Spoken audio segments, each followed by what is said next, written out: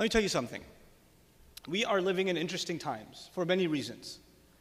We are living in times of skepticism, right? So the idea of, religion being an outdated, pre-modern thing is very common now. It's the common atmosphere in high school. It's certainly the common atmosphere in the university setting. So it doesn't matter if you're going in the accounting field or you're going to go into medicine, if you're Pakistani, or if you're going to go, whatever field you're going to go into, you're going to take a couple of years of electives.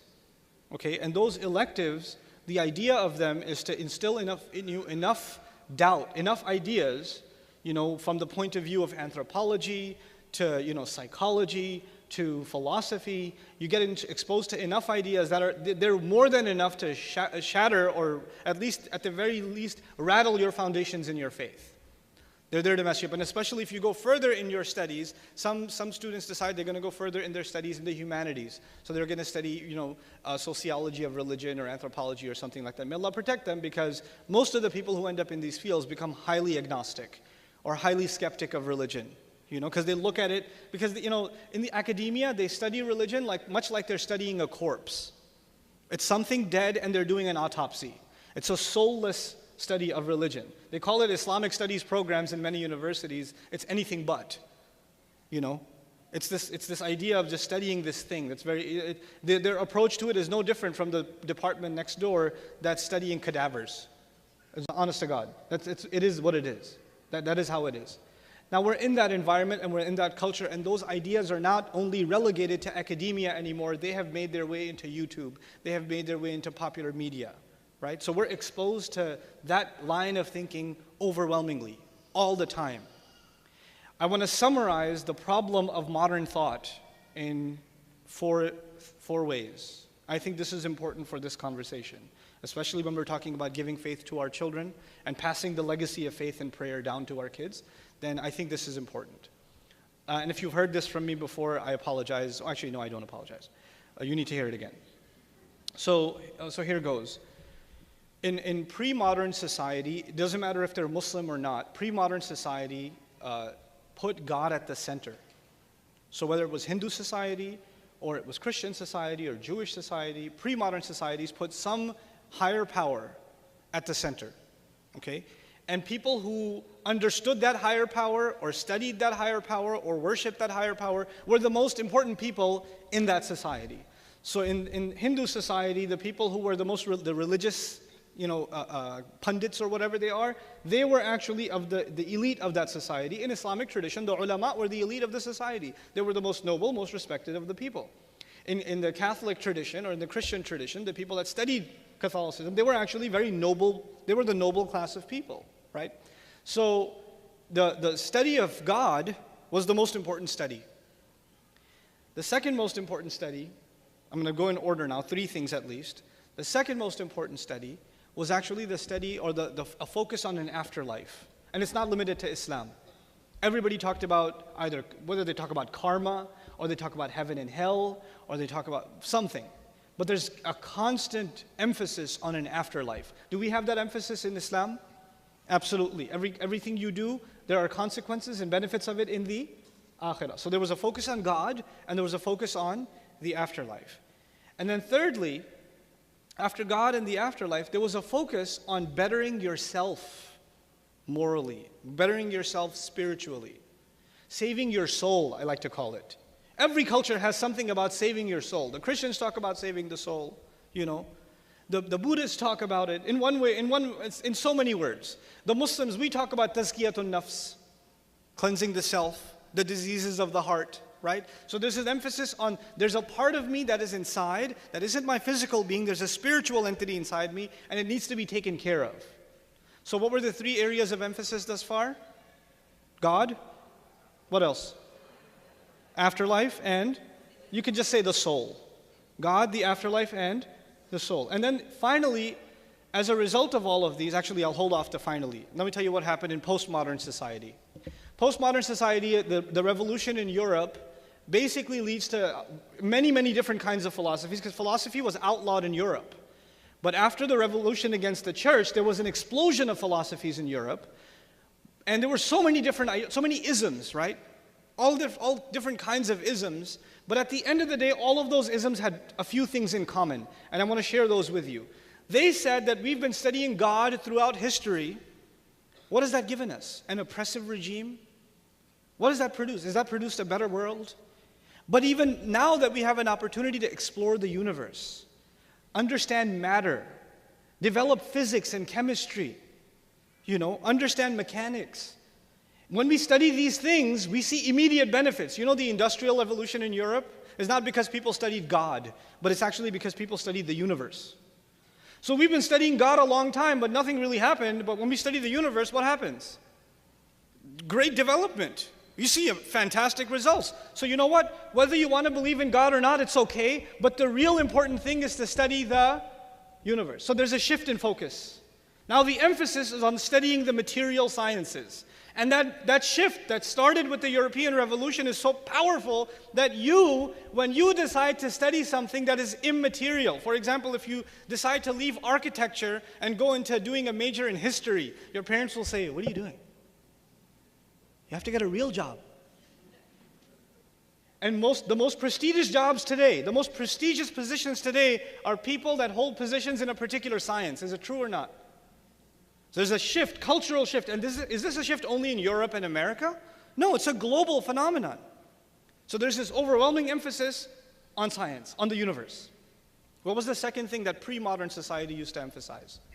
The afterlife. We've been thinking about heaven and hell. What has that done for us? Well, we need to figure out how to make this life and this society and this world and this city and this country better. We need to advance our study of urban development and architecture and sociology and political science and even psychology. Let's make this life better. And when they emphasize this, were they able to develop? Was Western civilization able to develop more amenities, more advanced political structures, more advanced infrastructure than humanity has ever seen? Absolutely. The study of science, we are beneficiaries of it. The fact that I'm using this microphone and there are cameras recording us and you can watch this on YouTube, this is because of the emphasis on scientific discovery. The fact that we took highways here, the kind of infrastructure, people come from Pakistan, ki sadkein badi saaf hain. Why do people love coming here? Why do people love going to Europe? Especially when they come from the Muslim world. Because in the Muslim world, the way we used to park our cows and our camels back in the day is still how we park our cars. And just like the camel moves around later, they don't even put the brake on. So it's all good. But the world was mesmerized by the infrastructure developed by the West. Absolutely mesmerized. Now that's the second shift. Instead of focusing on the next life, let's focus on this life. What was the third emphasis that used to be there? The soul. Who needs the soul? What has the soul gotten us? Let's study the body. Let's study medicine. Let's study physiology. Let's study neurology. Let's study the material part of the human body. Is such a universe in and of itself. It's fascinating. Let's make discoveries and breakthroughs in medicine and in the fields of surgery and research in this area, and forget spirituality. Let's replace spirituality with psychology. And if you're having a problem, there must be some kind of chemical imbalance. We can fix that for you. Take this pill, and you will not want to kill your cousin. So what happened? A world that used to be emphasized on spiritual truths, God, the afterlife, and the soul, now started emphasizing the universe instead of God, this life instead of the next life. If somebody says, "Why are you going to study Islam?" Well, because I think it's good for my next life. Get a job. Go study something that'll help you get a job now. And somebody says, why are you making wudu? Well, it's a means of purification. Praying it purifies us. In al-hasanat yudhibna sayyi'at. Purify. Just use soap. You're pure. People started thinking of themselves and the life around them only in material terms. Now let me tell you the last part. This is the reason I brought this up. This dichotomy of 3 verses 3. I brought this up. Thank you. That was pretty cool. Okay. So this dichotomy, I tell you why I brought it up. Before, pre-modern society, a society based on faith, you have a set of values, and those values are revealed by Allah. They're revealed by a higher power. Therefore, they are not subject to change because they're timeless. And if you live by these values, then you will make God happy, then you will better your afterlife, and you will be able to keep your soul pure. How will you do those three things? By abiding by what He revealed. But when the emphasis shifted, there was no longer a need for God's law or God's advice, because the things that you will get as a result of following His advice are no longer emphasized. So morality itself became relative. What is good to you, if it feels good, do it. If it doesn't feel good, don't do it. Is the moral compass of the United States, and by extension the world, is the moral compass of the world constantly shifting? What was wrong 30 years ago is okay now. What is wrong today might be okay in 5 years. The conversation about marijuana went super fast. That went way too fast.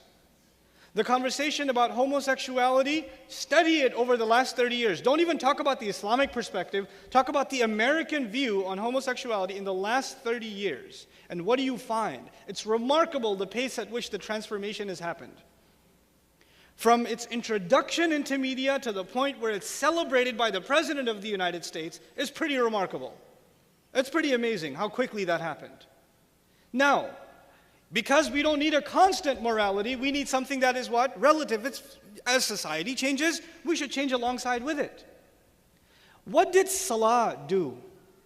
Salah, by the way, we call it iqamatul Salah, yes? Iqama means when you stand. And when you stand, you don't lean. The values in society have iwaj. This book is qayyim because it makes you qayyim. It stands up straight. Its values don't budge. Its values don't move. Now that Allah gave us these values, this Quran, look at what happens. They wasted the prayer. They let go of the prayer. When you let go of the prayer, the entire moral worldview that comes with the prayer is also gone. When you waste the prayer, that's what that means. So what's the next part? وَاتَّبَعُوا الشَّهَوَاتِ. They followed desires. What have I just summarized to you? What world are we living in now? The consumer world that we live in now, where the ultimate good is what? Following, obeying your thirst. Just do it. Sound familiar? You know? If it feels right, it must be right. As a matter of fact, in the world of counseling, in the United States, in many, many states now, counselors are not allowed to receive their certifications if they're counseling a young person who comes and says, I have certain thoughts, certain sexual deviations in my mind, I have these tendencies, I feel bad about them. You're not allowed to say, yeah, you're right, those are not good feelings you have. You're supposed to say, if it feels right, you should go for it. You can't get your license in counseling if you don't agree. And that's increasing. We're officially becoming a nation of وَاتَّبَعُوا الشَّهَوَاتِ. Follow what the desires, what the shahwa is. Follow desires. You know, recently in Times Square, there was Times Square has those giant billboards and I keep calling it Megatron. It's some big, not the robot, the big screen, you know. Sometimes the advertising, they actually advertised a pornography website on Times Square. And the pornography industry, which is one of the most powerful industries in the world, and internet marketers that make millions a month, the vast majority of them are in the pornography industry. Now their next move is, well, if we're going to further this market, we're already making bunches of money, spreading pornography online, but we can further this by making it normal. If we can make it acceptable, and we can put an ad of it next to a Coke, or next to like a McDonald's French fries, it's just a normal thing, it's okay. That's the next step. There are non-Muslim movements right now, fight the new addiction. They're seeing it as a problem, but they're only going to see it as a problem for a little bit. It's coming. It's coming. And in many of your offices, and in many of your universities, and in many of your public high schools, when a child or a coworker has some pornography on their phone, or on their tablet, or even on their screen, nobody cares. It's not a big deal. Or the way they talk is not a big deal. It's not a big, وَاتَّبَعُوا الشَّهَوَاتِ. What was the first downfall? Salat. وَاتَّبَعُوا الشَّهَوَاتِ. And then the final and the worst downfall, فَسَوْفَ يَلْقَوْنَ غَيًّا. Then they will fall into deviation And ghay literally means a curve or a deviation, which means their values will deviate, and they will deviate more, and they will deviate more, and they will deviate more, until finally the ultimate ghay, the ultimate deviation is when they fall into Jahannam. That's why the tafsir of this ayah, they say, أَمْطَرَتِ السَّمَاءُ نَبَاتًا. The sky rained vegetation. The sky does not rain vegetation. The sky rains water, which leads to vegetation. Here it says they followed deviation. They followed, by the way, al-ghay. I know I'm over my time, but that's okay. Inshallah, they'll forgive me. Inshallah. I'm only going to take like 2 more minutes, I promise. The first meaning of ghay, al-dalal wal-khayba. Listen to this. The first meaning of ghay is misguidance. So they're misguided. There's no standard for guidance anymore. And second of all, it is disappointment. So they will follow something and it will not give them pleasure. So they'll follow something else and it won't give them pleasure. And they will constantly be disappointed. Suicide rates will go up. People will live miserable lives. Depression will go up. Anxiety will go up. People will have fancy cars, nice clothes. People will have all these things, but they will not be happy. They'll be miserable. They'll be on antidepressants, or they will take loads and loads of drugs because they don't want to face reality because they're too disappointed. They're in ghay. Then al-ghay means al-fasad, corruption. Things will they're thinking this will make the world a better place. It will become more enjoyable. But the world will become actually only on the surface more enjoyable. The reality of it will be a kind of ugly corruption you can't even imagine. So you will go to places where there are beautiful malls. And there's, the lighting and the design. And you're just going to be like amazed. But the people who work there and work minimum wages are going to be living in subhuman housing.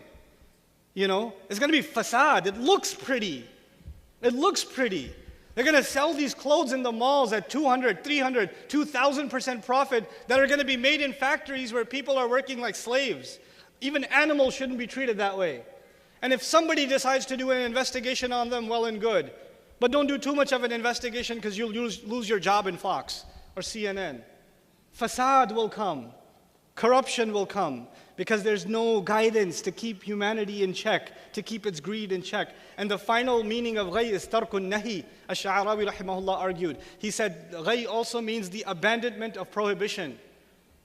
In other words, there is no such thing as wrong. There is no such thing. Nothing's wrong. When it comes to the bottom line, everything's okay. The soulless corporate industry.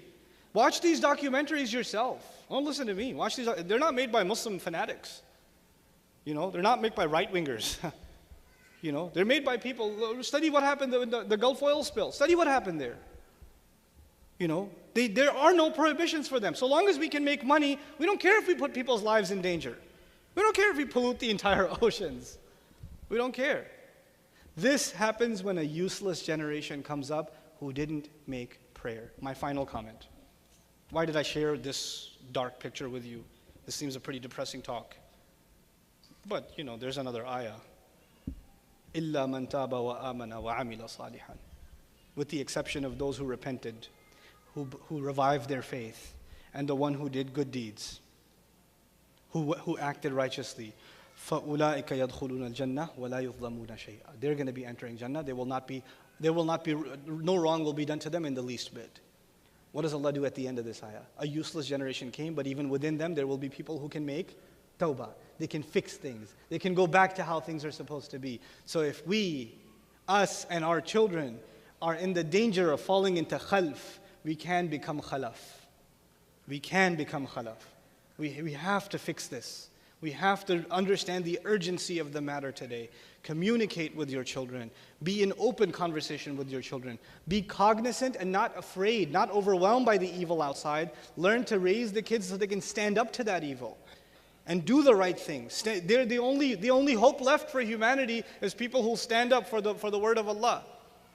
The word of Allah did not come to sit in a university or be downloaded on a website. The word of Allah is supposed to live in people's hearts and is communicated to other people's hearts. That's the generation we want to raise. And that's the hope that we have, inshallah ta'ala, with institutions like IOK, with efforts that are being made all over. That we can raise people's moral compass so that they can go into the executive boardrooms of Shell and IBM or whatever else. IBM's gone. Who cares about IBM anymore? Or Apple. There needs to be moral people in these places Where are you going to get moral people from? Right here in this hall. Right here. I pray that Allah Azza wa Jal allows us to rise to the occasion, and may Allah not make us of those who are a disappointing next generation. Barakallahu li wa lakum. Assalamu alaikum wa rahmatullahi wa barakatuh.